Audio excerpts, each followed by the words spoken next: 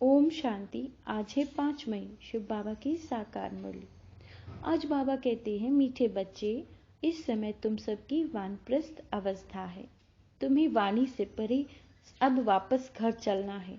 इसीलिए बाप को याद करो। 21 जन्म सुख मिलने का आधार क्या है? उत्तर, 63 जन्मों की भक्ति, जिन्होंने पहले पहले सतो प्रधान भक्ति की है, अर्थात जो पुराने अनेक जन्मों के भक्त हैं, वही अब ज्ञान लेते हैं। उन्हें ही 21 जन्मों का सुख प्राप्त होता है। अभी तुम्हारा भक्ति का पाठ पूरा हुआ। भगवान तुम्हें भक्ति का फल देने आए हैं। भक्त भगवान नहीं हो सकते। क्लियर कर दिया बाबा ने कि जो भक्त हैं वो भगवान नहीं हो सकते। गीत है माता ओ माता, तू सबकी भाग्य विधाता। ओम शांति। बच्चों ने माता की महिमा सुनी। अब माता को तो भगवान नहीं कहा जा सकता। क्यों नहीं कहा जा सकता? क्योंकि भगवान को तो पिता कहा जाता है, परम पिता। अब पिता है तो माता भी जरूर है। माता को बहुत मानने वाले हैं। माता है तो पिता भी है।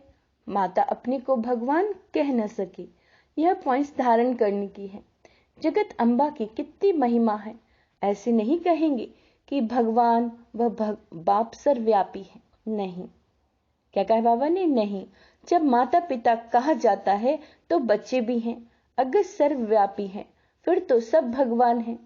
फिर तो भगवती भी हो नहीं सकती। सर्वव्यापी के ज्ञान में भगवती तो रही नहीं। सभी भगवान हैं तो आत्मा ही पिता हो गई, माता तो रही नहीं। ये बड़ी अच्छी समझने की बात है। तुम जानते हो, कोई भी आत्मा अपने को भगवान कह नहीं सकती।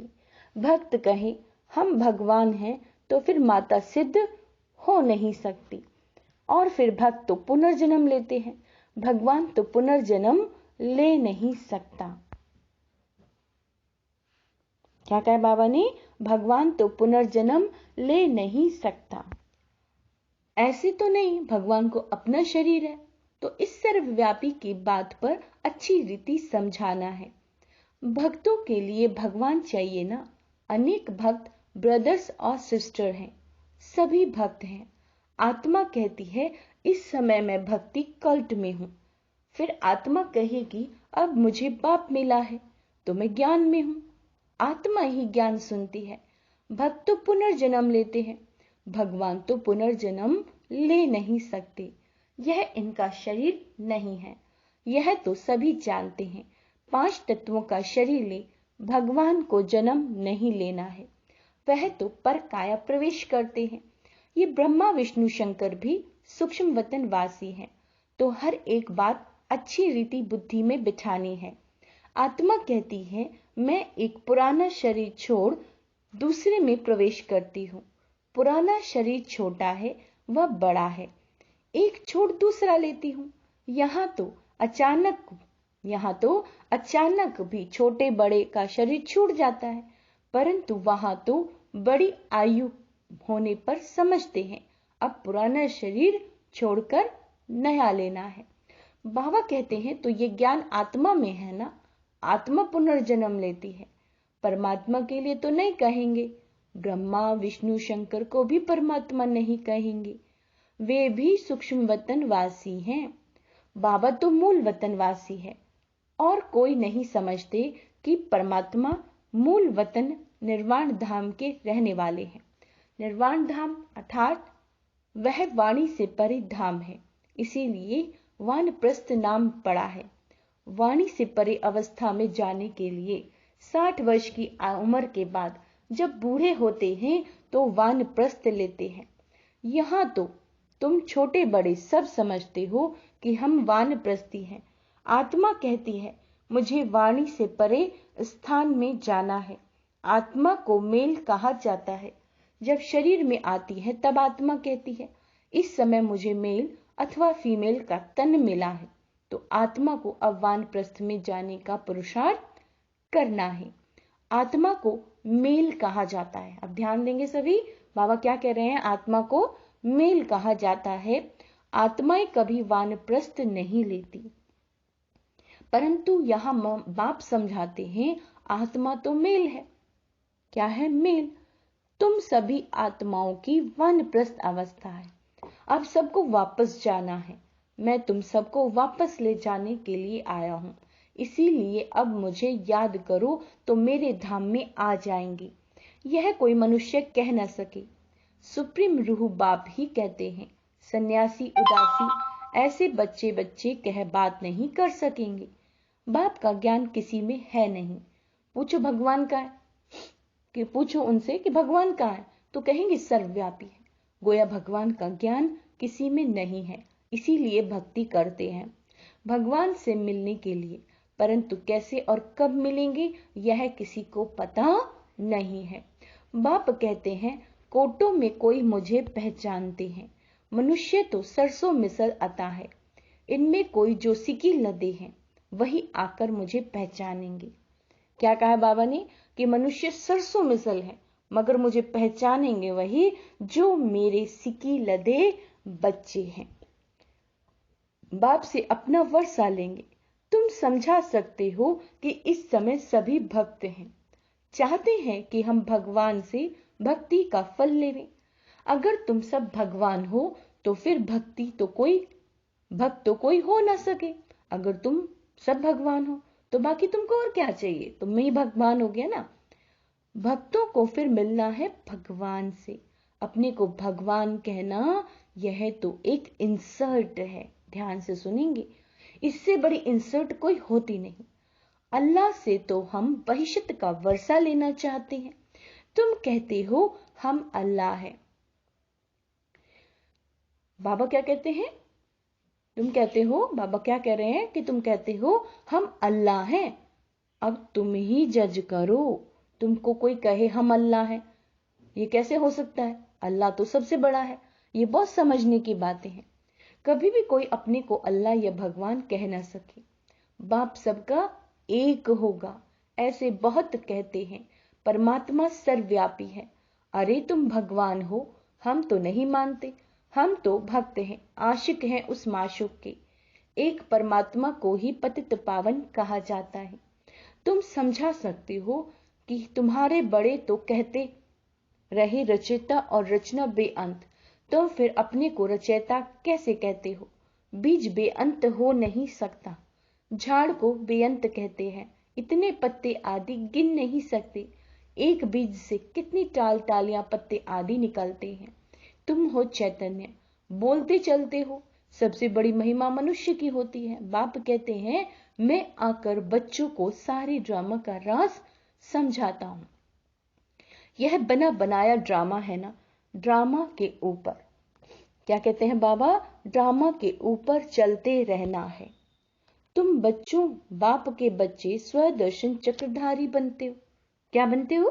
स्वदर्शन चक्रधारी, परम पिता परमात्मा द्वारा। क्यों? क्योंकि वह भी स्वदर्शन चक्रधारी है। तुम आत्माओं को बैठ आप समान बनाते हैं। तुम सृष्टि के आदि मध्य अंत को जानते हो। तुम नई दुनिया के लिए, नए धर्म की स्थापना के लिए नई बातें सुनते हो। परम पिता परमात्मा से जो सृष्टि को भी पावन बनाते हैं, तुमको भी नया बनाते हैं। नई सृष्टि में फिर नया जमाना स्वर्ग का होगा। अभी तो नर्क का जमाना है। तुम नर्क के जमाने में हो। अभी परम पिता परमात्मा ही आकर तुमको स्वदर्शन चक्रधारी बनाते हैं। यह हर एक बातें नहीं है धारण करने के लायक, परंतु धारणा सभी को नहीं होती। धारणा सभी को नहीं होती। धारणा होने से खुशी का पारा नशा चढ़ा रहता है। ग्रस्त व्यवहार में रहते इसी नशे में रहना है। स्त्री अथवा पुरुष, हर एक को स्वदर्शन चक्रधारी यहां ही बनना है। बाकी भुजाएं तो हर एक को दो ही है। मनुष्य जो 84 जन्म लेते हैं उनको 4 भुजाएं तो हो नहीं सकती।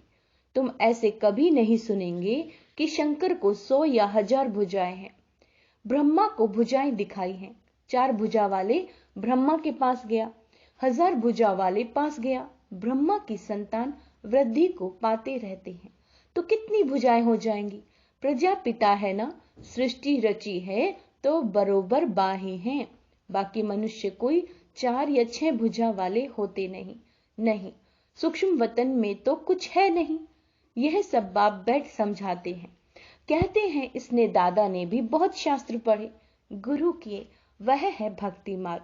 तुम्हारा भक्ति का पाठ पूरा हुआ, तुम ऑलराउंडर हो। शुरू से लेकर तुमने सबसे जास्ती भक्ति की है। भक्त तो इस समय बहुत हैं, तुम तो थोड़े बच्चे हो। बाबा कहते मैं तुमको साक्षात्कार कराता हूं। कई भक्त याद करते हैं, उनको भी साक्षात्कार कराता हूं। तुमने ही सतो प्रधान भक्ति की है, तो जरूर तुमने ही जैसी जन्म लिए हैं।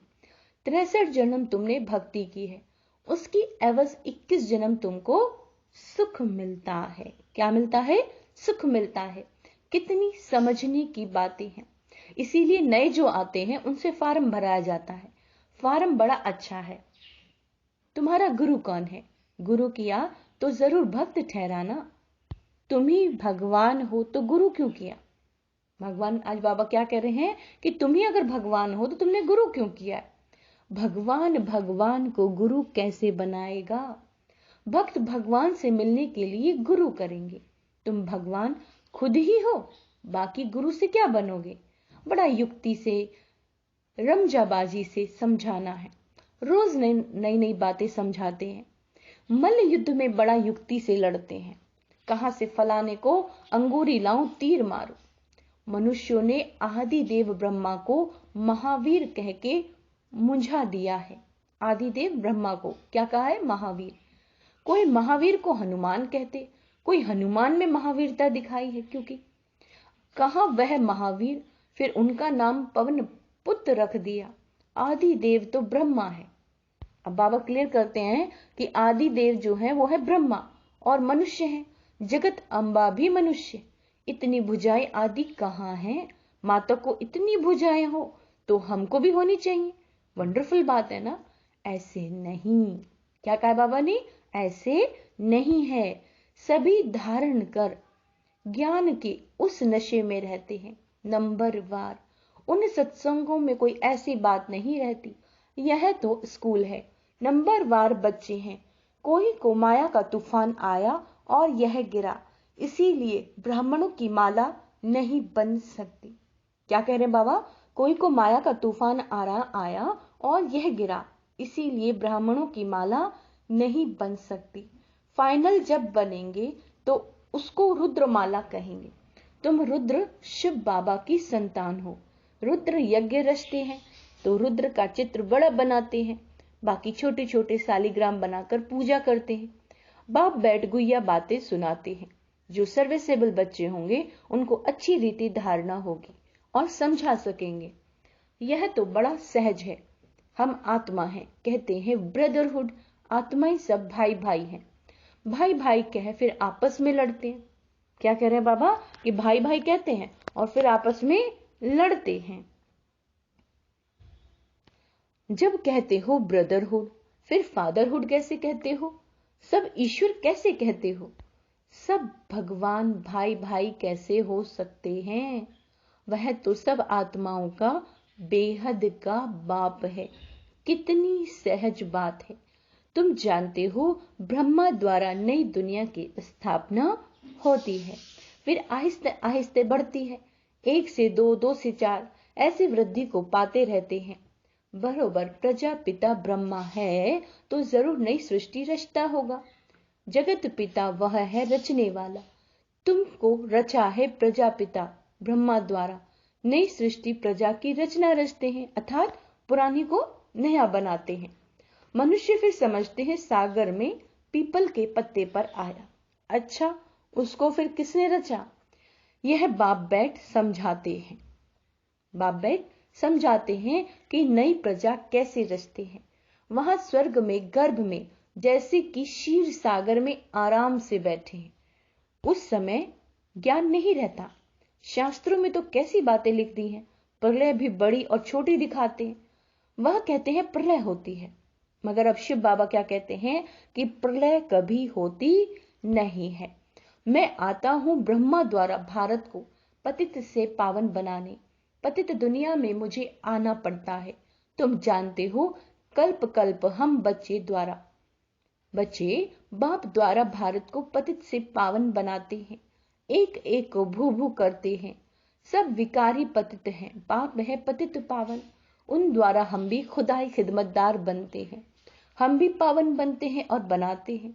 अच्छा, मीठे मीठे माता पिता बाप दादा का मीठे मीठे सिक्के लदे बच्चों प्रति याद प्यार और गुड मॉर्निंग। रूहानी बाप की रूहानी बच्चों को नमस्ते। हम रूहानी बच्चों की रूहानी बाप दादा को याद प्यार, गुड मॉर्निंग, नमस्ते मीठे बाबा, शुक्रिया बाबा, शुक्रिया। धारणा के लिए मुख्य सार, इस बने बनाए ड्रामा पर चलते रहना है। बहुत बड़ी लाइन है ये, बने बनाए ड्रामा पर बाबा ने कहा चलते रहना है। ज्ञान का सिमरण कर स्व दर्शन चक्रधारी बनना है। तीसरा होमवर्क दिया, सदा खुश रहना।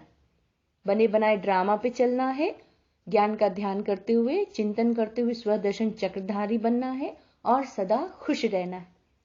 दूसरा पॉइंट बाबा ने बताया है, भक्तों को भगवान का सत्य परिचय देना है, भटकने से उन्हें छुड़ाना है।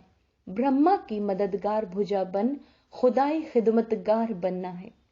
क्या बनना है? खुदाई खिदमतगार। वरदान, अपने शुभ भावना के संकल्प से हर आत्मा में उत्साह भरने वाले सच्चे सेवाधारी भव। अपने शुभ भावना के संकल्प से हर आत्मा में उत्साह भरने वाले सच्चे सेवाधारी भव। आप बच्चों की शुभ भावना है कि हर आत्मा बाप से प्राप्ति की अंजलि ले लेवे। इसी शुभ भावना का फल उन आत्माओं को अनुभव करने का पल मिलता है। शुभ भावना के संकल्प में बहुत बड़ी शक्ति है जो चारों ओर के वातावरण को बदल देती है। तो सच्चे सेवाधारी वह हैं जो स्वयं भी उत्साह में रहते हैं और सेवा भी उत्साह से करते हैं और अन्य आत्माओं में भी बाप के परिचय द्वारा उत्साह भरते हैं। उत्साह ऐसी चीज है जो उसके आगे परिस्थिति कुछ भी नहीं है, वह वार करने के बजाय बलिहार हो जाती है।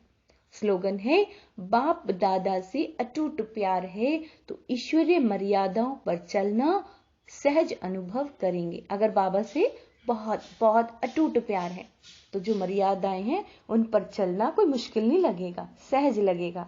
अच्छा, ओम शांति।